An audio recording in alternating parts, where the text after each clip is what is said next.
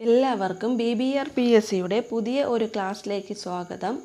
ഇന്ന് നമ്മൾ ഡിസ്കസ് ചെയ്യുന്നത് വളരെ പ്രധാനപ്പെട്ട പ്രീവിയസ് ക്വസ്റ്റ്യൻസും അതിൻ്റെ ആൻസേഴ്സുമാണ്. ആദ്യത്തെ ക്വസ്റ്റ്യൻ ഇതാണ്: കേരള സ്പോർട്സ് കൗൺസിലിന് രൂപം നൽകിയതാര്? ഉത്തരം ഗോദവർമ്മ രാജ.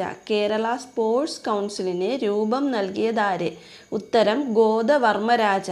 ഇത് കേരള കായികരംഗം എന്ന ഭാഗത്തു നിന്നും ചോദിച്ചിരിക്കുന്ന ഒരു ക്വസ്റ്റ്യനാണ്. ഇതിനെക്കുറിച്ച് കൂടുതലായി നോക്കാം. ഖേൽരത്ന പുരസ്കാരം നേടിയ ഫസ്റ്റ് മലയാളി അത്ലറ്റ്. ഖേൽരത്ന പുരസ്കാരം നേടിയ ആദ്യത്തെ മലയാളി അത്ലറ്റാണ് KM ബീനാമോൾ. രണ്ടാമത്തെ മലയാളിയാണ് അഞ്ജു ബോബി ജോർജ്. ആദ്യ മലയാളി അത്ലറ്റ് ആരാണ്? KM ബീനാമോൾ. രണ്ടാമത് ഖേൽരത്ന പുരസ്കാരം കിട്ടിയത് ആർക്കാണ്? അഞ്ജു ബോബി ജോർജ്. ദ്രോണാചാര്യ അവാർഡ് നേടിയ ഫസ്റ്റ് മലയാളി. ദ്രോണാചാര്യ അവാർഡ് നേടിയ ഫസ്റ്റ് മലയാളിയാണ് OM നമ്പ്യാർ. ആരാണ് ദ്രോണാചാര്യ അവാർഡ് ആദ്യം കിട്ടുന്നത്? OM നമ്പ്യാർ. ഇന്ത്യൻ ഒളിമ്പിക്സ് ടീമിനെ നയിച്ച ഫസ്റ്റ് ഇന്ത്യൻ വനിതയാണ് ഷൈനി വിൽസൺ. ആരാണ്? ഷൈനി വിൽസൺ. ഇന്ത്യൻ ഒളിമ്പിക്സ് ടീമിനെ നയിച്ച ഫസ്റ്റ് ഇന്ത്യൻ വനിതയാണ് ഷൈനി വിൽസൺ. എന്നാണ് ഷൈനി വിൽസൺ നയിക്കുന്നത്? 1992 ബാഴ്സിലോണ ഒളിമ്പിക്സ് ആണ് ആര്? ഷൈനി വിൽസൺ നയിച്ചത്. ഒളിമ്പിക്സ് അത്ലറ്റിക്സ് സെമി ഫൈനലിൽ പ്രവേശിച്ച ഫസ്റ്റ് ഇന്ത്യൻ വനിത. എന്തിലാണ് സെമി ഫൈനലിൽ പ്രവേശിച്ച ഫസ്റ്റ് ഇന്ത്യൻ വനിത ആരാണ്? ഷൈനി വിൽസൺ. സെമി ഫൈനലിൽ പ്രവേശിച്ച ആദ്യ ഇന്ത്യൻ വനിതയും ആരാണ്? ഷൈനി വിൽസൺ. അപ്പം ഇന്ത്യൻ ഒളിമ്പിക്സ് ടീമിനെ നയിച്ച ഫസ്റ്റ് ഇന്ത്യൻ വനിത Shiny Wilson. Olympics athletics semi ഫൈനലിൽ പ്രവേശിച്ച ഫസ്റ്റ് ഇന്ത്യൻ വനിത ഷൈനി വിൽസൺ. എന്നാണ് 1984 ലോസ് ഏഞ്ചൽസ് ഒളിമ്പിക്സിലാണ് ആര്? ഷൈനി വിൽസൺ സെമി ഫൈനലിൽ പ്രവേശിക്കുന്നത്. ഏഷ്യൻ ഗെയിംസിൽ വ്യക്തിഗത സ്വർണം നേടുന്ന രണ്ടാമത്തെ ഇന്ത്യൻ വനിത ആരാണ്? ഏഷ്യൻ ഗെയിംസിൽ വ്യക്തിഗത ഇനത്തിൽ സ്വർണം നേടുന്ന രണ്ടാമത്തെ ഇന്ത്യൻ വനിതയാണ് MD വത്സമ്മ. ആരാണ്? MD വത്സമ്മ. എന്നാണ് ഏഷ്യൻ ഗെയിംസിൽ വ്യക്തിഗത സ്വർണം നേടുന്ന രണ്ടാമത്തെ ഇന്ത്യൻ വനിത. ഫസ്റ്റ് ഇന്ത്യൻ വനിത ആരാണ്? കമൽജിത്ത് സന്ധു. ഏഷ്യൻ ഗെയിംസിൽ സ്വർണം നേടുന്ന ഫസ്റ്റ് ഇന്ത്യൻ വനിത കമൽജിത്ത് സന്ധു. രണ്ടാമത്തെ ഇന്ത്യൻ വനിത MD വത്സമ്മ. എന്നാൽ ഏഷ്യൻ ഗെയിംസിൽ വ്യക്തിഗത ഇനത്തിൽ സ്വർണം നേടിയ ഫസ്റ്റ് മലയാളി വനിത ആരെന്ന് ചോദിച്ചാൽ ആരാണ്?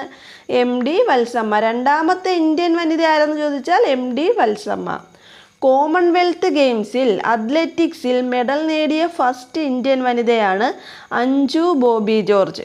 കോമൺവെൽത്ത് ഗെയിംസിൽ അത്ലറ്റിക്സിൽ ഫസ്റ്റ് മെഡൽ നേടുന്ന ഇന്ത്യൻ വനിതയാണ് അഞ്ജു ബോബി ജോർജ്. ഏത് ഗെയിംസിലാണ്? കോമൺവെൽത്തിൽ. തിരുവല്ലപ്പാപ്പൻ എന്നറിയപ്പെടുന്ന ഫുട്ബോൾ താരം ആരാണ്? TM വർഗീസ്. അടുത്ത പോയിന്റ്: കാലഹിരൺ എന്നറിയപ്പെടുന്ന കാലഹിരൺ എന്നും ഇന്ത്യൻ ഫുട്ബോളിൻ്റെ കറുത്ത മുത്ത് എന്നീ പേരുകളിൽ അറിയപ്പെടുന്നത് ആരാണ്? IM വിജയൻ. കാലഹിരൺ എന്നും ഇന്ത്യൻ ഫുട്ബോളിൻ്റെ കറുത്ത മുത്ത് എന്നും കാലഹിരൺ എന്നും അറിയപ്പെടുന്നത് ആരാണ്? IM വിജയൻ. ആദ്യമായി ധ്യാൻചന്ദ് ഖേൽരത്ന പുരസ്കാരം ലഭിച്ച കായിക താരം. ആദ്യമായി എന്ത് പുരസ്കാരമാണ്? ധ്യാൻചന്ദ് ഖേൽരത്ന പുരസ്കാരം ലഭിച്ച കായിക താരമാണ് വിശ്വനാഥൻ ആനന്ദ്. നമുക്ക് PT ഉഷയെ കുറിച്ച് നോക്കാം.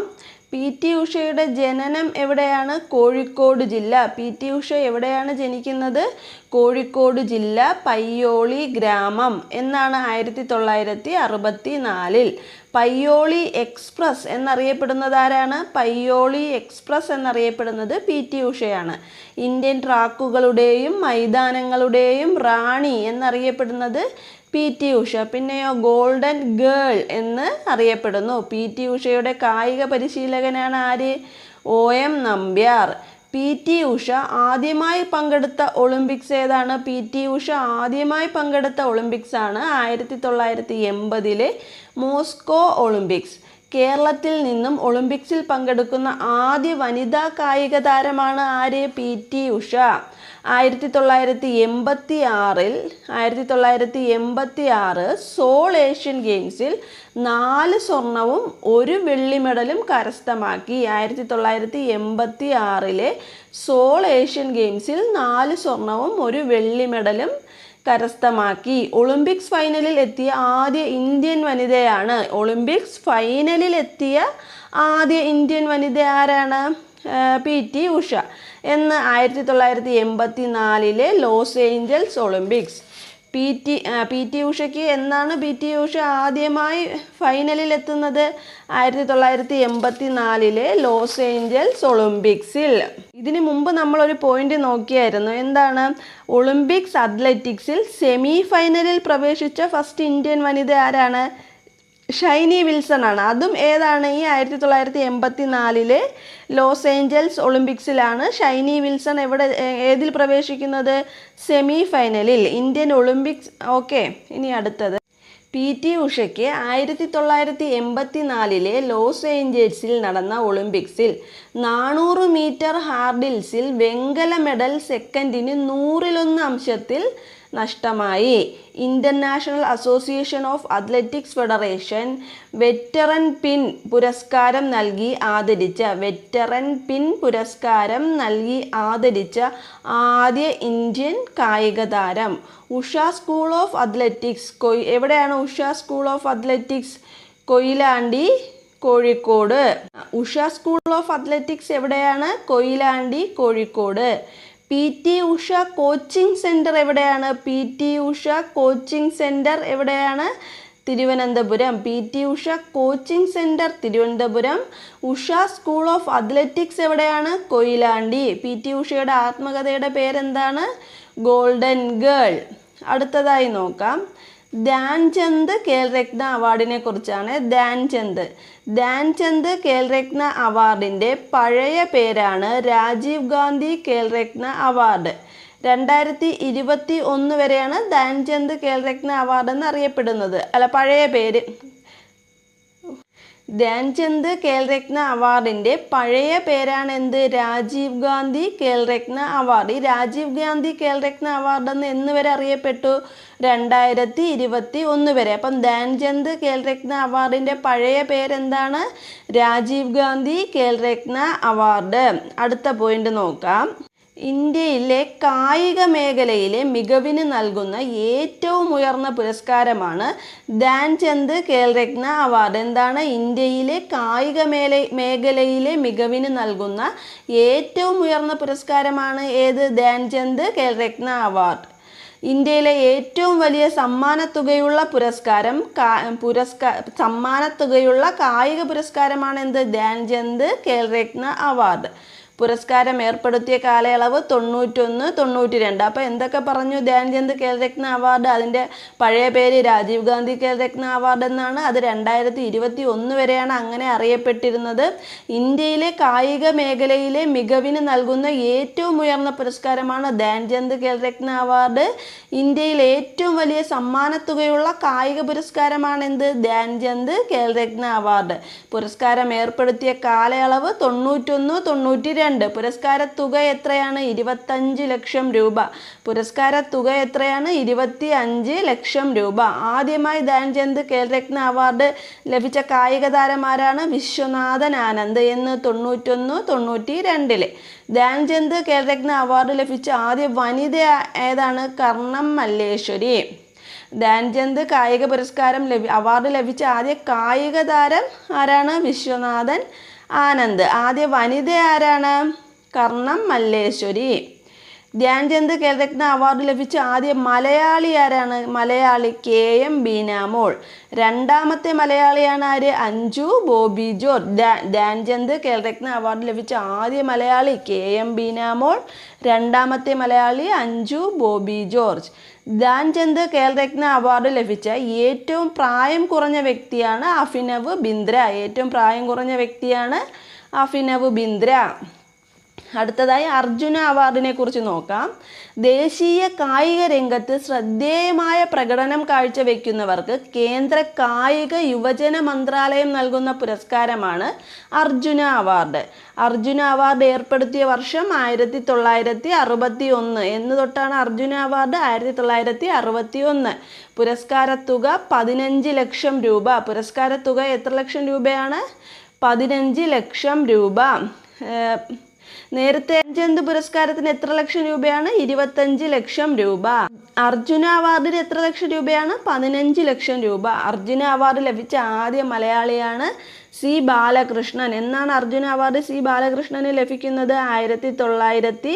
1965 സി ബാലകൃഷ്ണന് എന്താദ്യമായി ലഭിക്കുന്നത്? അർജുന അവാർഡ്. അർജുന അവാർഡ് നേടിയ ആദ്യ മലയാളി വനിതയാണ് KC ഏലമ്മ. ആദ്യ മലയാളി വനിത ആരെന്ന് ചോദിച്ചാൽ KC ഏലമ്മ. എന്ന് 1975. ഏതിനാണ്? വോളിബോളിന്. അർജുന അവാർഡ് നേടിയ ആദ്യ മലയാളി അത്ലറ്റ് ആരാണ്? TC യോഹന്നാൻ. അത് 1974. അപ്പം ഇത്രയും നേരം നോക്കി അർജുന അവാർഡ് ഒന്നും കൂടി നോക്കാം. ദേശീയ കായിക രംഗത്ത് ശ്രദ്ധേയമായ പ്രകടനങ്ങൾ കാഴ്ചവെക്കുന്നവർക്ക് കേന്ദ്ര കായിക യുവജന മന്ത്രാലയം നൽകുന്ന പുരസ്കാരമാണ് അർജുന അവാർഡ്. എന്ന് തൊട്ട് നൽകി തുടങ്ങിയ അർജുന അവാർഡ് 1961 തൊട്ട്. പുരസ്കാരത്തുക 15 ലക്ഷം രൂപ. അർജുന അവാർഡ് ആദ്യം കിട്ടിയത് ആർക്കാണ്? സി ബാലകൃഷ്ണന് 1965. അർജുന അവാർഡ് നേടിയ മലയാളി വനിത ആരാണ്? മലയാളി വനിത KC ഏലമ്മ. അത് 1975. നോക്കിയാണ് ആദ്യം മലയാളിക്ക് 65-ലും മലയാളി വനിതയ്ക്ക് 75-ലും. അർജുന അവാർഡ് നേടിയ ആദ്യ മലയാളി അത്ലറ്റ് ആരാണ്? TC യോഹന്നാൻ. അത് 1974. അർജുന അവാർഡ് നേടിയ ആദ്യ മലയാളി വനിത KC ഏലമ്മ. അത് 1975. അതിന് ഒരു വർഷം മുൻപ് അർജുന അവാർഡ് നേടിയ ആദ്യ മലയാളി അത്ലറ്റ് TC യോഹന്നാൻ 1974. അടുത്തത് ദ്രോണാചാര്യ അവാർഡിനെ കുറിച്ച് നോക്കാം. ഇന്ത്യയിൽ കായിക പരിശീലകർക്ക് നൽകുന്ന ഏറ്റവും ഉയർന്ന പുരസ്കാരമാണ് ദ്രോണാചാര്യ അവാർഡ്. ദ്രോണാചാര്യ അവാർഡ് ഏർപ്പെടുത്തിയ വർഷം 1985. ദ്രോണാചാര്യ അവാർഡ് എന്നാണ്? 1985 തൊട്ട്. പുരസ്കാരത്തുക എത്ര രൂപയാണ്? 15 ലക്ഷം രൂപ. പുരസ്കാരത്തുക എത്ര ലക്ഷമാണ്? 15 ലക്ഷം രൂപ. പുരസ്കാരത്തുക അതായത് ലൈഫ് ടൈം അച്ചീവ്മെൻറ്റ് അവാർഡ് ആണെങ്കിൽ 15 ലക്ഷം രൂപ. അല്ലാതെ റെഗുലർ അവാർഡ് ആണെങ്കിൽ എത്ര ലക്ഷം രൂപ? 10 ലക്ഷം രൂപ. അടുത്തത് നോക്കാം. OM നമ്പ്യാർ ഏത് പ്രശസ്ത കായിക താരത്തിൻ്റെ പരിശീലകനായിരുന്നു? OM നമ്പ്യാർ PT ഉഷയുടെ. ദ്രോണാചാര്യ അവാർഡ് ആദ്യമായി നേടിയ മലയാളിയാണ് ആര്? OM നമ്പ്യാർ. അടുത്തതായി നമുക്ക് GV രാജ അല്ലെങ്കിൽ ഗോദവർമ്മ രാജയെക്കുറിച്ച് നോക്കാം. കായിക കേരളത്തിൻ്റെ പിതാവാണ് GV രാജ. സംസ്ഥാന കായിക ദിനമായി ആചരിക്കുന്നത് എന്നാണ്? ഒക്ടോബർ 13. ഒക്ടോബർ 13 കായിക ദിനം. ആരുടെ ജന്മദിനം? GV രാജയുടെ ജന്മദിനം. കേരള സ്റ്റേറ്റ് സ്പോർട്സ് കൗൺസിലിൻ്റെ ആദ്യ പ്രസിഡൻ്റാണ്. കേരള സ്റ്റേറ്റ് സ്പോർട്സ് കൗൺസിലിൻ്റെ ആദ്യ പ്രസിഡൻ്റ് ആരാണ്? ഗോദവർമ്മ രാജ. ട്രാവൻകൂർ സ്പോർട്സ് കൗൺസിലിൻ്റെ സ്ഥാപകനാണ്. ട്രാവൻകൂർ സ്പോർട്സ് കൗൺസിലിൻ്റെ സ്ഥാപകനാണ്. കേരള സ്റ്റേറ്റ് സ്പോർട്സ് കൗൺസിലിൻ്റെ ആദ്യ പ്രസിഡൻ്റാണ്. അടുത്ത പോയിന്റ് നോക്കാം. ട്രാവൻകൂർ സ്പോർട്സ് കൗൺസിലിനെ കേരള സ്പോർട്സ് കൗൺസിൽ എന്ന് പുനർനാമകരണം ചെയ്ത വ്യക്തി. എന്താണ്? ട്രാവൻകൂർ സ്പോർട്സ് കൗൺസിലിനെ കേരള സ്പോർട്സ് കൗൺസിൽ എന്ന് പുനർനാമകരണം ചെയ്ത വ്യക്തി. അടുത്ത പോയിന്റ് നോക്കാം. അടുത്ത പോയിന്റ് തിരുവനന്തപുരം ടെന്നീസ് ക്ലബിൻ്റെ രൂപീകരണത്തിന് മുഖ്യ പങ്കുവഹിച്ച വ്യക്തി. എന്താണ്? തിരുവനന്തപുരം ടെന്നീസ് ക്ലബിൻ്റെ രൂപീകരണത്തിന് മുഖ്യ പങ്കുവഹിച്ച വ്യക്തി. അടുത്ത ക്വസ്റ്റ്യൻ നോക്കാം. കേരളത്തിലെ ഏറ്റവും വലിയ ജില്ല. കേരളത്തിലെ ഏറ്റവും വലിയ ജില്ല ഏതാണെന്നാണ്? ഏതാണ് ആൻസർ? ഇടുക്കി. ഇത് ഏതിൽ നിന്നാണ്? കേരളം അടിസ്ഥാന വിവരങ്ങൾ എന്ന ഭാഗത്ത് നിന്ന് ചോദിച്ച ക്വസ്റ്റ്യനാണ്. ഇതിനെക്കുറിച്ച് കൂടുതലായി നോക്കാം. കേരളത്തിലെ വലിയ ജില്ല ഏതാണ്? ഇടുക്കി. ചെറിയ ജില്ല ആലപ്പുഴ. വലിയ ജില്ല ഇടുക്കി, ചെറിയ ജില്ല ആലപ്പുഴ. ജനസംഖ്യ കൂടിയ ജില്ല ഏതാണ്? മലപ്പുറം. ജനസംഖ്യ കൂടിയ ജില്ല മലപ്പുറം. ജനസംഖ്യ കുറഞ്ഞ ജില്ല ഏതാണ്? വയനാടാണ്. ജനസംഖ്യ കുറഞ്ഞ ജില്ല വയനാട്, കൂടിയ ജില്ല മലപ്പുറം.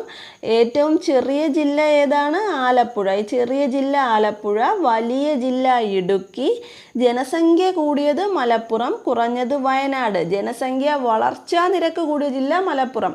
ജനസംഖ്യ കൂടുതലും വളർച്ചാ നിരക്ക് കൂടുതലും മലപ്പുറം തന്നെയാണ്. ജനസംഖ്യ വളർച്ചാ നിരക്ക് കുറവ് എവിടെയാണ്? പത്തനംതിട്ടയിൽ.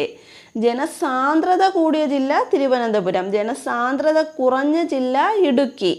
സാക്ഷരത കൂടിയ ജില്ല പത്തനംതിട്ട. ജനസംഖ്യ വളർച്ചാ നിരക്ക് കുറവും സാക്ഷരത കൂടുതലും എവിടെയാണ്? പത്തനംതിട്ടയ്ക്കാണ്. സാക്ഷരത കുറഞ്ഞ ജില്ലയാണ് പാലക്കാട്. കടൽ തീരം കൂടുതലുള്ള ജില്ല ഏതാണ്? കടൽ തീരം കൂടുതലുള്ള ജില്ല കണ്ണൂർ. കടൽ തീരം കുറവുള്ള ജില്ല കൊല്ലം. കടൽ തീരം ഉള്ളതിൽ വലിയ ജില്ല. കടൽ തീരം ഉള്ളതിൽ വലിയ ജില്ല മലപ്പുറം. കടൽ തീരം ഉള്ളതിൽ ചെറിയ ജില്ല. കടൽ തീരം ഉള്ളതിൽ ചെറിയ ജില്ല ആലപ്പുഴ. സ്ത്രീ പുരുഷ കൂടിയ ജില്ല. സ്ത്രീ പുരുഷ അനുപാതം കൂടിയ ജില്ല കണ്ണൂർ. സ്ത്രീ പുരുഷ അനുപാതം കൂടിയ ജില്ല കണ്ണൂർ. സ്ത്രീ പുരുഷ അനുപാതം കുറഞ്ഞ ജില്ല ഇടുക്കി. സ്ത്രീ പുരുഷ അനുപാതം കുറഞ്ഞ ജില്ല ഇടുക്കി. തൊഴിൽ രഹിതർ ഏറ്റവും കൂടുതലുള്ള ജില്ല. തൊഴിൽ രഹിതർ ഏറ്റവും കൂടുതലുള്ള ജില്ല ഏതാണ്? തിരുവനന്തപുരം. തൊഴിൽ രഹിതർ ഏറ്റവും കൂടുതലുള്ള ജില്ല തിരുവനന്തപുരം. തൊഴിൽ രഹിതർ ഏറ്റവും കുറവുള്ള ജില്ല വയനാട്. തൊഴിൽ രഹിതർ ഏറ്റവും കുറവുള്ള ജില്ല വയനാട്. ഏറ്റവും കൂടുതൽ വാഹന രജിസ്ട്രേഷനുകൾ നടക്കുന്ന ജില്ല എറണാകുളം. ഏറ്റവും കുറവ് വാഹന രജിസ്ട്രേഷനുകൾ നടക്കുന്ന ജില്ല വയനാട്.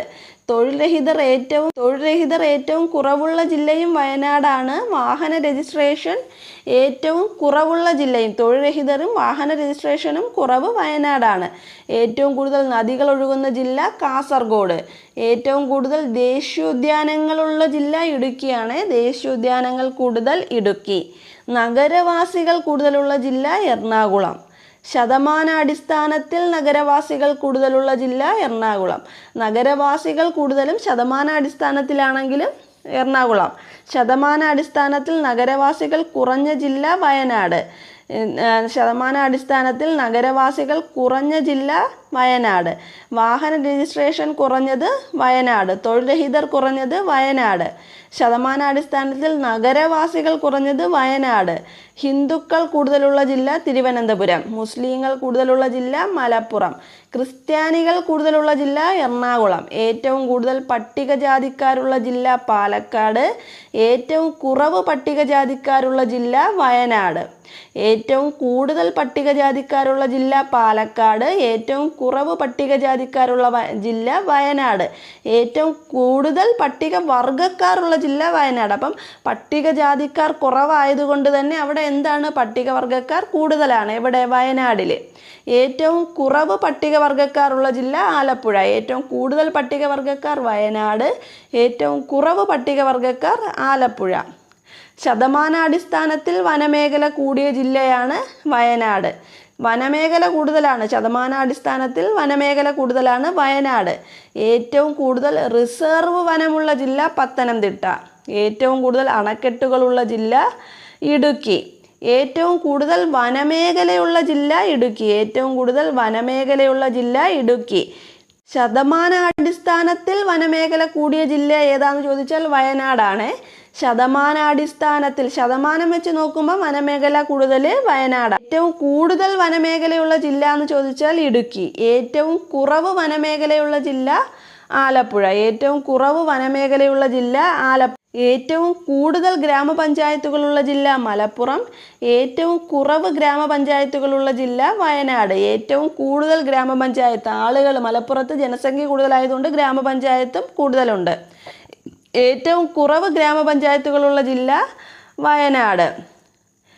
ജനസംഖ്യ എത്രയാണ്? കേരളത്തിലെ ജനസംഖ്യ 3,37,677.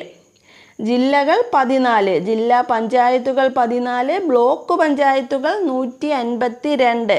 ഗ്രാമപഞ്ചായത്തുകൾ 941, മുനിസിപ്പാലിറ്റികൾ 87, താലൂക്കുകൾ 78. മുനിസിപ്പാലിറ്റി തിരിച്ചിടുമ്പോൾ താലൂക്ക് കിട്ടും. മുനിസിപ്പാലിറ്റി 87, താലൂക്ക് 78. ഗ്രാമപഞ്ചായത്ത് എത്രയാണ്? 941. ബ്ലോക്ക് പഞ്ചായത്തുകൾ 152, ജില്ലാ പഞ്ചായത്തുകൾ 14, ജില്ലകൾ 14.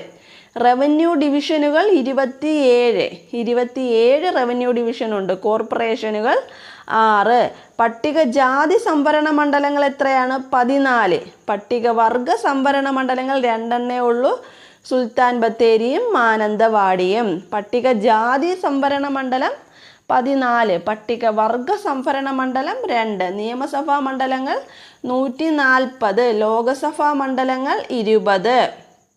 നിയമസഭാ മണ്ഡലങ്ങൾ എത്രയാണ്? 140, ലോകസഭാ മണ്ഡലങ്ങൾ 20. ലോകസഭാ സംവരണ മണ്ഡലങ്ങളാണ് 2. ഏതൊക്കെ? ആലത്തൂറും മാവേലിക്കരയും. ലോകസഭാ സംവരണ മണ്ഡലങ്ങൾ 2, ആലത്തൂറും മാവേലി. പട്ടികവർഗ സംവരണ മണ്ഡലങ്ങളും എത്രയാണ്? 2. അത് സുൽത്താൻ ബത്തേരി മാനന്തവാടി. പട്ടികവർഗ സംവരണ മണ്ഡലങ്ങൾ 2, സുൽത്താൻ ബത്തേരി മാനന്തവാടി. രാജ്യസഭാ മണ്ഡലങ്ങൾ എത്രയുണ്ട്? 9. കടൽ തീരമുള്ള ജില്ലകളുടെ എണ്ണം 9, കടൽ തീരമില്ലാത്ത ജില്ലകളുടെ എണ്ണം 5. 2011 സെൻസസ് പ്രകാരം കേരളത്തിലെ പട്ടികജാതിക്കാരുടെ ജനസംഖ്യ 9.1. 2011 സെൻസസ് പ്രകാരം പട്ടികവർഗക്കാരുടെ ജനസംഖ്യ എത്രയാണ്? 1.5, 1.5. പട്ടികജാതിക്കാർ 9.1, പട്ടികവർഗക്കാർ 1.5. കേരളത്തിലെ ഏറ്റവും വലിയ ജില്ല ഇടുക്കി. 2023 സെപ്റ്റംബർ 5 എറണാകുളം ജില്ലയിലെ കോതമംഗലം താലൂക്കിലെ കുട്ടൻപുഴ പഞ്ചായത്തിലെ ദേവികുളം താലൂക്കിലെ ഇടമലക്കുടി പഞ്ചായത്തിലേക്ക് സ്ഥലം ചേർത്തു. ഒന്നുകൂടി വായിക്കാം. 2023 സെപ്റ്റംബർ 5 എറണാകുളം ജില്ലയിലെ കോതമംഗലം താലൂക്കിലെ കുട്ടമ്പുഴ പഞ്ചായത്തിൽ നിന്ന് ദേവികുളം താലൂക്കിലെ ഇടമലക്കുടി പഞ്ചായത്തിലേക്ക് സ്ഥലം കൈമാറിയതോടെയാണ് ഇടുക്കി ഈ നേട്ടം കൈവരിച്ചത്. മനസ്സിലായോ? അതായത് എറണാകുളം ജില്ലയിലെ താലൂക്കിൻ്റെ പേരാണ് കോതമംഗലം. അവിടുത്തെ കുട്ടമ്പുഴ എന്ന് പറയുന്ന പഞ്ചായത്തിൽ നിന്ന് ദേവികുളം താലൂക്കിലെ ഇടമലക്കുടി പഞ്ചായത്തിലേക്ക്, ഇടമലക്കുടിയിലോട്ട് എന്തോ ചെയ്ത് സ്ഥലം കൈമാറി. അങ്ങനെയാണ് ഇടുക്കി ഏറ്റവും വലിയ ജില്ലയാകുന്നത്. ഇടുക്കി ജില്ലയുടെ ആകെ വിസ്തീർണം 4612 ചതുരശ്ര കിലോമീറ്റർ. പാലക്കാടിൻ്റെ ആകെ വിസ്തീർണം 4482 ചതുരശ്ര കിലോമീറ്റർ. വിസ്തീർണത്തിൽ എറണാകുളത്തിൻ്റെ സ്ഥാനം 5 ആണ്. 4ാം സ്ഥാനം ഇപ്പം തൃശ്ശൂരിനാണ്. എറണാകുളം വിസ്തീർണത്തിൽ 5ാം സ്ഥാനം, 4ാം സ്ഥാനം തൃശ്ശൂരിനാണ്. എറണാകുളത്തിൻ്റെ പുതിയ വിസ്തീർണമാണ് 2924 ചതുരശ്ര കിലോമീറ്റർ. അടുത്ത ക്വസ്റ്റ്യൻ, കോഴിക്കോട് ഉപ്പ് സത്യാഗ്രഹത്തിന് നേതൃത്വം നൽകിയതാര്? ആരാണ് കോഴിക്കോട് ഉപ്പ് സത്യാഗ്രഹത്തിന് നേതൃത്വം നൽകിയത്? മുഹമ്മദ് അബ്ദുറഹ്മാൻ സാഹിബ്. ഇതിനെക്കുറിച്ച് കൂടുതൽ നോക്കാം. കേരളത്തിൽ ഉപ്പ് സത്യാഗ്രഹത്തിൻ്റെ പ്രചരണത്തിന് നേതൃത്വം നൽകിയവർ ആരൊക്കെയാണ്? നേതൃത്വം നൽകിയതിൽ പ്രമുഖർ ആരൊക്കെയാണ്? കെ മാധവൻ നായരും ഇ മൊയ്തു മൗലവിയും. കേരളത്തിലെ ഉപ്പ് സത്യാഗ്രഹത്തിൻ്റെ പ്രധാന കേന്ദ്രങ്ങൾ പയ്യന്നൂർ, കണ്ണൂരിലെ പയ്യന്നൂറും പിന്നെ കോഴിക്കോടും. പയ്യന്നൂരിൽ ഉപ്പ് നിയമലംഘനത്തിന് നേതൃത്വം നൽകിയത് കെ കേളപ്പൻ. കോഴിക്കോട് ഉപ്പ് സത്യാഗ്രഹത്തിന് നേതൃത്വം നൽകിയവർ ആരൊക്കെയാണ്? മുഹമ്മദ് അബ്ദുറഹ്മാനും പി കൃഷ്ണപിള്ളയും. ഇനി റാണി ഗെയ്ഡിലിയുവെക്കുറിച്ചാണ്. 13 വയസ്സുള്ള റാണി ഗെയ്ഡിലിയു ദേശീയ പ്രസ്ഥാനത്തിൽ ആകൃഷ്ടയാവുകയും ഇന്ത്യയുടെ വടക്ക് കിഴക്കൻ ഭാഗത്തുള്ള മണിപ്പൂർ, നാഗാലാൻഡ് എന്നീ പ്രദേശങ്ങളിൽ നിയമലംഘന സമരത്തിന് പങ്കാളിയാവുകയും ചെയ്തു. സ്വാതന്ത്ര്യ സമരത്തിൽ വഹിച്ച പങ്കിൻ്റെ പേരിൽ നാഗന്മാരുടെ റാണി എന്ന് റാണി ഗെയ്ഡിലിയുവിനെ വിശേഷിപ്പിച്ചത് ജവഹർലാൽ നെഹ്റു. ഇതൊക്കെയാണ് പോയിന്റ്. ഉപ്പ് സത്യാഗ്രഹത്തിന്റെ പ്രചരണത്തിന് നേതൃത്വം നൽകിയത് ആരൊക്കെ? കേരളത്തിൽ കെ മാധവൻ നായർ, ഇ മൊയ്തു മൗലവി. എവിടെയൊക്കെ നടന്നു? പയ്യന്നൂരും കോഴിക്കോടും. പയ്യന്നൂർ കെ കേളപ്പൻ, കോഴിക്കോട് മുഹമ്മദ് അബ്ദുറഹ്മാനും പി കൃഷ്ണപിള്ളയും. റാണി ഗെയ്ഡിലിയുവിനെ എന്തെന്നറിയപ്പെടുന്നു? നാഗന്മാരുടെ റാണി. വിശേഷിപ്പിച്ചത് ജവഹർലാൽ നെഹ്റു. ഇനി അടുത്തത്, സ്വാതന്ത്ര്യാനന്തരം കേരളത്തെ ഒരു പ്രത്യേക സംസ്ഥാനമായി പുനഃസംഘടിപ്പിക്കണമെന്ന പ്രമേയം അവതരിപ്പിച്ച് സംസ്ഥാന കോൺഗ്രസ് സമ്മേളനം നടന്ന സ്ഥലം ഏത്? പയ്യന്നൂർ. ഇതൊക്കെ SCERT പോയിന്റ്സ് ആണ് പറയുന്നതൊക്കെ. കേരളത്തിലെ ഉപ്പു സത്യാഗ്രഹവും SCERTയിൽ ഉള്ള ക്വസ്റ്റ്യൻ ആണ്. നോക്കാം. ഭാഷാടിസ്ഥാനത്തിൽ സംസ്ഥാന കോൺഗ്രസ് കമ്മിറ്റികൾ രൂപീകരിക്കാൻ തീരുമാനിച്ച കോൺഗ്രസ് സമ്മേളനമാണ് നാഗ്പൂർ സമ്മേളനം 1920. ഒന്നാം കേരള സംസ്ഥാന രാഷ്ട്രീയ സമ്മേളനം നടന്നത് 1921 ഏപ്രിൽ 23 മുതൽ 26 വരെ. ഭാഷാടിസ്ഥാനത്തിൽ സംസ്ഥാന കോൺഗ്രസ് കമ്മിറ്റികൾ രൂപീകരിക്കാൻ തീരുമാനിച്ച കോൺഗ്രസ് സമ്മേളനം നാഗ്പൂർ സമ്മേളനം 1921. ഒന്നാം കേരള സംസ്ഥാന രാഷ്ട്രീയ സമ്മേളനം നടന്നത് 1921 ഏപ്രിൽ 23 മുതൽ 26 വരെ. ഒന്നാം കേരള സംസ്ഥാന രാഷ്ട്രീയ സമ്മേളനം നടന്ന സ്ഥലം ഏതാണ്? ഒറ്റപ്പാലം. ഒന്നാം കേരള സംസ്ഥാന രാഷ്ട്രീയ സമ്മേളനത്തിൻ്റെ അധ്യക്ഷൻ ബാരിസ്റ്റർ ടി പ്രകാശം. ഇതെല്ലാം പ്രീവിയസ് ആണ്. ആന്ധ്ര കേസരി എന്നറിയപ്പെടുന്നത് ബാരിസ്റ്റർ ടി പ്രകാശം. ഒന്നാം കേരള സംസ്ഥാന രാഷ്ട്രീയ സമ്മേളനത്തെ തുടർന്ന് തിരുവിതാംകൂർ, കൊച്ചി, മലബാർ പ്രദേശങ്ങളെ ഉൾപ്പെടുത്തി നിലവിൽ വന്ന കോൺഗ്രസ് കമ്മിറ്റിയാണ് കേരള പ്രദേശ് കോൺഗ്രസ് കമ്മിറ്റി. പയ്യന്നൂർ കോൺഗ്രസ് സമ്മേളനത്തിന് അധ്യക്ഷത വഹിച്ചതാരാണ്? പയ്യന്നൂരിലെ നെഹ്റു. കേരളത്തെ ഒരു പ്രത്യേക സംസ്ഥാനമായി പുനഃസംഘടിപ്പിക്കണമെന്ന പ്രമേയം അവതരിപ്പിച്ച കോൺഗ്രസ് സമ്മേളനമാണ് പയ്യന്നൂർ കോൺഗ്രസ് സമ്മേളനം. ആ പയ്യന്നൂർ കോൺഗ്രസ് സമ്മേളനത്തിൻ്റെ അധ്യക്ഷൻ ആരായിരുന്നു? നെഹ്റു. ഐക്യകേരള പ്രസ്ഥാനം ശക്തമാക്കാൻ KPCC ഉപസമിതി രൂപീകരിച്ച വർഷം 1946. KPCC ഉപസമിതി 1946. ഉപസമിതിയുടെ യോഗത്തിന് അധ്യക്ഷത വഹിച്ചതാരാണ്? KP കേശവമേനോൻ. ഐക്യകേരളം എന്ന ആശയം ആദ്യമായി ഉന്നയിച്ചത് 1928 ഏപ്രിലിൽ നടന്ന നാട്ടുരാജ്യ പ്രജാ സമ്മേളനത്തിൽ. ഐക്യകേരളം എന്ന ആശയം ആദ്യമായി ഉന്നയിച്ചത് 1928 ഏപ്രിലിൽ നടന്ന നാട്ടുരാജ്യ പ്രജാ സമ്മേളനത്തിൽ. എവിടെയാണ്? എറണാകുളത്ത്. ആദ്യ ഐക്യകേരള കൺവെൻഷൻ നടന്നത് 1947 കണ്ണൂരിലാണ്. ആദ്യ ഐക്യകേരള കൺവെൻഷൻ നടന്നത് എവിടെയാണ്? 1947 തൃശ്ശൂർ. 1947 തൃശ്ശൂർ. 1947 ഐക്യകേരള കൺവെൻഷൻ്റെ അധ്യക്ഷൻ K കേളപ്പൻ. ആദ്യ ഐക്യകേരള കൺവെൻഷൻ നടന്നത് 1947 തൃശ്ശൂർ. 1947 ഐക്യകേരള കൺവെൻഷൻ്റെ അധ്യക്ഷൻ K കേളപ്പൻ. സ്വാതന്ത്ര്യപ്രാപ്തിക്ക് ശേഷം ഐക്യകേരള കൺവെൻഷൻ നടന്നത് എവിടെയാണ്? ആലുവയിലാണ്. ഐക്യകേരള പ്രമേയത്തെ തുടർന്ന് തിരുവിതാംകൂറിനെയും കൊച്ചിയെയും സംയോജിപ്പിച്ച് തിരുക്കൊച്ചി സംസ്ഥാനം രൂപീകൃതമായതെന്ന് 1949 ജൂലൈ 1. മലയാളം സംസാരിക്കുന്ന പ്രദേശങ്ങളെ ഉൾപ്പെടുത്തി കേരളം രൂപീകരിക്കണമെന്ന് സൂചിപ്പിക്കുന്ന EMS നമ്പൂതിരിപ്പാടിൻ്റെ ഗ്രന്ഥമാണ് 1.25 കോടി മലയാളികൾ. അതും പ്രീവിയസ് ആണ്. ഭാഷാടിസ്ഥാനത്തിൽ സംസ്ഥാന രൂപീകരണത്തിനായി പ്രക്ഷോഭങ്ങൾ ശക്തമായതിനെ തുടർന്ന് കേന്ദ്ര ഗവൺമെൻറ് രൂപീകരിച്ച കമ്മീഷനാണ് സംസ്ഥാന പുനഃസംഘടനാ കമ്മീഷൻ. കമ്മീഷന്റെ ശുപാർശകൾ പ്രകാരം മലബാർ, തിരുവിതാംകൂർ, കൊച്ചി പ്രദേശങ്ങൾ ഉൾപ്പെടുത്തി കേരള സംസ്ഥാനം രൂപീകൃതമായതെന്ന് 1956 നവംബർ 1. അടുത്തത്, മദിരാശി സംസ്ഥാനത്തിന് വിട്ടുകൊടുത്ത തിരുവിതാംകൂറിൻ്റെ ഭാഗങ്ങൾ ഏതൊക്കെയാണ്? തോവാള, അഗസ്തീശ്വരം, കൽക്കുളം, വിളവൻകോട്. ഏതൊക്കെയാണ്? തോവാള, അഗസ്തീശ്വരം, കൽക്കുളം, വിളവൻകോട് താലൂക്കുകൾ.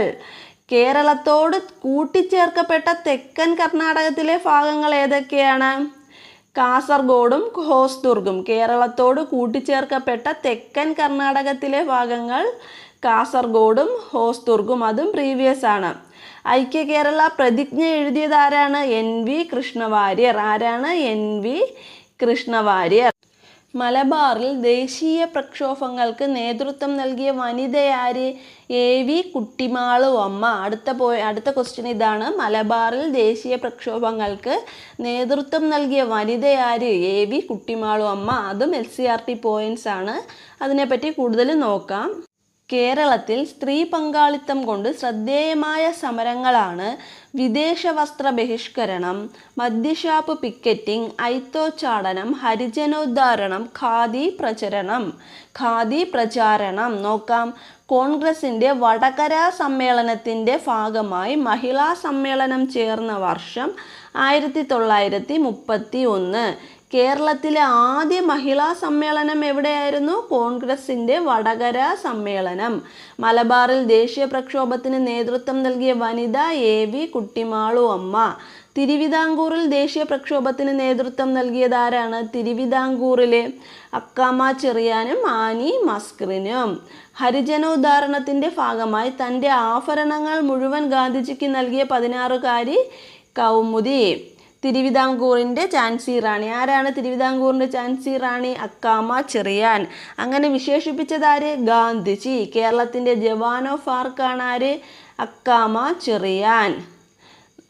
ഇനി അടുത്ത ക്വസ്റ്റ്യൻ നോക്കാം. ഗാന്ധിജിയും അരാജകത്വവും എന്ന ഗ്രന്ഥം രചിച്ചതാര്? ആരാണ് ഗാന്ധിജിയും അരാജകത്വവും എന്ന ഗ്രന്ഥം രചിച്ചത്? C. ശങ്കരൻ നായർ. തിരുവിതാംകൂറിൽ രാഷ്ട്രീയ പ്രക്ഷോഭങ്ങൾക്ക് തുടക്കം കുറിച്ച സംഭവമാണ് മലയാളി മെമ്മോറിയൽ. നമുക്ക് ഇതും SCRT പോയിൻ്റാണ്, മലയാളി മെമ്മോറിയൽ. അതിനെക്കുറിച്ച് കൂടുതൽ നോക്കാം. വേണ്ടത്ര യോഗ്യതയുള്ളവർ ആവശ്യത്തിനുണ്ടായിരിക്കെ ഉയർന്ന സർക്കാർ ഉദ്യോഗങ്ങൾക്ക് പുറമേയുള്ളവരെ, പ്രത്യേകിച്ച് തമിഴ് ബ്രാഹ്മണരെ ഇറക്കുമതി ചെയ്യുന്ന സർക്കാർ നയങ്ങളോട് നാട്ടിലെ വിദ്യാസമ്പന്നർക്ക് എതിർപ്പുണ്ടായിരുന്നു. തിരുവിതാംകൂറുകാരല്ലാത്തവരെ സർക്കാർ സർവീസിൽ മുൻഗണന നൽകിയതിൽ പ്രതിഷേധിച്ച് ലേഖനങ്ങൾ എഴുതുന്നതിന് 1882 തിരുവനന്തപുരം മഹാരാജാസ് കോളേജിൽ നിന്നും പുറത്താക്കപ്പെട്ട വിദ്യാർത്ഥികളാണ് ആരൊക്കെ? G. പരമേശ്വരപിള്ള, അതായത് barrister GP Pillai, N. Raman Pillai, R. രംഗറാവു. തിരുവിതാംകൂറിലെ അഭ്യസ്ത വിദ്യരായ ജനങ്ങൾക്ക് ഗവൺമെൻറ് സ്ഥാപനങ്ങളിൽ ജോലി ലഭിക്കണമെന്ന ആവശ്യത്തോടെ തിരുവിതാംകൂറിലെ ജനങ്ങൾ സമർപ്പിച്ച നിവേദനമാണ് മലയാളി മെമ്മോറിയൽ. മലയാളി മെമ്മോറിയലിന് നേതൃത്വം നൽകിയ വ്യക്തിയാണ് barrister GP Pillai. Malayali memorial സമർപ്പിക്കപ്പെട്ടത് ആർക്കാണ്? ശ്രീമൂലം തിരുനാളിന്. മലയാളി മെമ്മോറിയൽ ശ്രീമൂലം തിരുനാളിന് സമർപ്പിച്ച വർഷം 1891 ജനുവരി 1. മലയാളി മെമ്മോറിയൽ ആദ്യമായി ഒപ്പുവെച്ചത് ആരാണ്? KP ശങ്കരമേനോൻ. മൂന്നാമതായി ഒപ്പുവെച്ചത് ഡോക്ടർ പൽപ്പു. 10,028 പേർ ഒപ്പുവെച്ച 10,028 പേർ ഒപ്പുവെച്ചു. മലയാളി മെമ്മോറിയലിൻ്റെ പ്രധാന നേതാക്കളാണ് KP Sankara Menon, CV Raman Pillai, doctor Palpu, Kavalam Neelakantan Pillai. Malayali memorial എഴുതി തയ്യാറാക്കിയത് CV രാമൻപിള്ള. മലയാളി മെമ്മോറിയലിന് നിയമോപദേശം നൽകിയ ഇംഗ്ലീഷുകാരൻ നോർട്ടൺ. മലയാളി മെമ്മോറിയലിൻ്റെ മുദ്രാവാക്യം തിരുവിതാംകൂർ തിരുവിതാംകൂറുകാർക്ക്. തിരുവിതാംകൂറുകാർക്ക് എന്ന ആശയത്തിൻ്റെ ഉപജ്ഞാതാവ് barrister GP Pillai. Malayali memorial സമർപ്പിക്കുമ്പോൾ തിരുവിതാംകൂറിലെ ദിവാൻ ആരാണ്? T. രാമറാവു. മലയാളി മെമ്മോറിയലിനെ കുറിച്ച് CV രാമൻപിള്ള ലേഖനങ്ങൾ എഴുതിയ പത്രം മിതഭാഷി. മലയാളി മെമ്മോറിയലുമായി ബന്ധപ്പെട്ട് CV രാമൻപിള്ള രചിച്ച പുസ്തകമാണ് വിദേശീയ മേധാവിത്വം. അപ്പം വിദേശീയ മേധാവിത്വം രചിച്ചതാരാണ്? CV രാമൻപിള്ള. മലയാളി മെമ്മോറിയലിനെ കുറിച്ച് CV രാമൻപിള്ള ലേഖനങ്ങൾ എഴുതിയ പത്രമാണ് മിതഭാഷി. മലയാളി മെമ്മോറിയലിൻ്റെ 125ാം വാർഷികം ആചരിച്ചതെന്നാണ് 2016. ഇനി എന്താണ് എതിർ മെമ്മോറിയൽ? മലയാളി മെമ്മോറിയൽ സമർപ്പിച്ചതിന് എതിരെ ഹിന്ദു മലയാളികൾ, ക്രൈസ്തവ മലയാളികൾ, തമിഴ് ബ്രാഹ്മണർ തുടങ്ങിയ വിഭാഗത്തിലുള്ളവർ ചേർന്ന് ഒപ്പുവെച്ച ഒരു മെമ്മോറിയൽ തിരുവിതാംകൂർ രാജാവായിരുന്ന ശ്രീമൂലം തിരുനാളിന് സമർപ്പിച്ചു. ഇതാണ് എതിർ മെമ്മോറിയൽ എന്നറിയപ്പെടുന്നത്. എതിർ മെമ്മോറിയൽ സമർപ്പിക്കപ്പെട്ട ദിവസം 1891 ജൂൺ 3. എതിർ മെമ്മോറിയലിൻ്റെ പ്രധാന നേതാക്കളാണ് E. രാമയ്യർ, രാമനാഥൻ റാവു. അടുത്ത ക്വസ്റ്റ്യൻ നോക്കാം. അടുത്ത ക്വസ്റ്റ്യൻ ഇതാണ്. ഗുരുവായൂർ സത്യാഗ്രഹം നടന്നത് ആരുടെ നേതൃത്വത്തിലാണ്? Answer K. കേളപ്പൻ. നമുക്ക് ഗുരുവായൂർ സത്യാഗ്രഹത്തെക്കുറിച്ച് നോക്കാം. ഗുരുവായൂർ സത്യാഗ്രഹം നടന്നത് എന്നാണ്? 1931. ക്ഷേത്രപ്രവേശനത്തിനും അയിത്തത്തിനും എതിരായി നടന്ന സമരമാണ് ഗുരുവായൂർ സത്യാഗ്രഹം. ഏത് ക്ഷേത്രപ്രവേശനവുമായി ബന്ധപ്പെട്ട ജനഹിത പരിശോധന നടത്തിയത്? ഏത് ക്ഷേത്രപ്രവേശനവുമായി ബന്ധപ്പെട്ടാണ് ജനഹിത പരിശോധന നടത്തിയത്? ഗുരുവായൂർ. ഗുരുവായൂർ സത്യാഗ്രഹം ആരംഭിച്ചത് 1931 നവംബർ 1. ഗുരുവായൂർ സത്യാഗ്രഹത്തിന് നേതൃത്വം നൽകിയ പ്രസ്ഥാനമാണ് KPCC. KPCC ഗുരുവായൂർ സത്യാഗ്രഹ പ്രമേയം പാസാക്കിയ സമ്മേളനം വടകര സമ്മേളനം. 1931 വടകര സമ്മേളനത്തിലാണ് KPCC ഗുരുവായൂർ സത്യാഗ്രഹ പ്രമേയം പാസാക്കുന്നത്. വടകര സമ്മേളനത്തിന് നേതൃത്വം നൽകിയത് JM ഗുപ്ത. ഗുരുവായൂർ സത്യാഗ്രഹത്തിൻ്റെ പ്രധാന ലക്ഷ്യം എന്തായിരുന്നു? എല്ലാ ഹിന്ദുക്കൾക്കും ക്ഷേത്രപ്രവേശനം സാധ്യമാക്കുക. ഗുരുവായൂർ സത്യാഗ്രഹത്തിൻ്റെ പ്രധാന നേതാവ് K. കേളപ്പൻ. ഗുരുവായൂർ സത്യാഗ്രഹത്തിൻ്റെ വോളണ്ടിയർ ക്യാപ്റ്റൻ എന്നറിയപ്പെടുന്നത് AK ഗോപാലൻ. ഗുരുവായൂർ സത്യാഗ്രഹ കമ്മിറ്റിയുടെ പ്രസിഡന്റ് മന്നത്ത് പത്മനാഭൻ. ഗുരുവായൂർ സത്യാഗ്രഹ കമ്മിറ്റിയുടെ സെക്രട്ടറി K. കേളപ്പൻ. ഗുരുവായൂർ സത്യാഗ്രഹത്തെ തുടർന്ന് നിരാഹാരം അനുഷ്ഠിച്ച വ്യക്തിയാണ് K. കേളപ്പൻ. ഗാന്ധിജിയുടെ നിർദ്ദേശപ്രകാരം നിരാഹാരം അവസാനിപ്പിക്കുന്നത് എന്നാണ്? 1932 ഒക്ടോബർ 2. എന്നാണ് നിരാഹാരം അനുഷ്ഠിക്കാൻ തുടങ്ങിയത്? 1932 സെപ്റ്റംബർ 21. ഒക്ടോബർ 2 നിരാഹാരം അവസാനിപ്പിച്ചു. ഗുരുവായൂർ സത്യാഗ്രഹത്തിൻ്റെ ക്ഷേത്രപ്രവേശന ക്യാമ്പയിനിൻ്റെ ക്യാപ്റ്റൻ ആരാണ്? ക്യാപ്റ്റൻ സുബ്രഹ്മണ്യൻ തിരുമുമ്പ്. കേരളത്തിൻ്റെ പാടുന്ന പടവാൾ എന്നറിയപ്പെടുന്നത് സുബ്രഹ്മണ്യൻ തിരുമുമ്പ്. അങ്ങനെ വിശേഷിപ്പിച്ചതാരാണ്? EMS നമ്പൂതിരിപ്പാട്. ഗുരുവായൂർ ക്ഷേത്രത്തിൽ മണിമുഴക്കിയ ആദ്യ അബ്രാഹ്മണനാണ് P. കൃഷ്ണപിള്ള. ഗുരുവായൂർ സത്യാഗ്രഹം ആരംഭിക്കാൻ കാരണമായ KPCCയുടെ സമ്മേളനം നടന്ന സ്ഥലം വടകര. ഗുരുവായൂർ സത്യാഗ്രഹ കാലത്ത് ഗുരുവായൂർ ക്ഷേത്രം നിലനിന്നിരുന്ന താലൂക്കാണ് പൊന്നാനി. അടുത്തത് യാചനായാത്ര. എന്നാണ് യാചനായാത്ര? 1931. ദരിദ്ര വിദ്യാർത്ഥികളുടെ പഠന സഹായത്തിനുള്ള ഫണ്ട് സമാഹരിക്കുന്നതിന് വേണ്ടി നടത്തിയ യാത്രയാണ് യാചനായാത്ര എന്ന് 1931. യാചനായാത്രയ്ക്ക് നേതൃത്വം നൽകിയത് VT ഭട്ടതിരിപ്പാട്. എവിടെ മുതൽ എവിടം വരെ? തൃശ്ശൂർ മുതൽ ചന്ദ്രഗിരി പുഴ വരെ. യാചനായാത്ര 7 ദിവസം നീണ്ടു നിന്നു. ഗുരുവായൂർ സത്യാഗ്രഹത്തിൻ്റെ നേതാവ് K. കേളപ്പൻ. ശുചീന്ദ്രം സത്യാഗ്രഹത്തിൻ്റെ പ്രധാന നേതാവാരാണ്? ME നായിഡു. പാലിയം സത്യാഗ്രഹത്തിൻ്റെ നേതാവ് C. കേശവൻ. അമരാവതി സത്യാഗ്രഹത്തിൻ്റെ നേതാവ് ആരാണ്? AK ഗോപാലൻ. അടുത്ത ക്വസ്റ്റ്യൻ, ചാന്നാർ ലഹള നടന്ന വർഷം ഏത്? ഏത് വർഷമാണ്? 1859. അപ്പോൾ ചാന്നാർ ലഹളയെക്കുറിച്ച് കൂടുതൽ നോക്കാം. ഇതും SCRT ആണ്.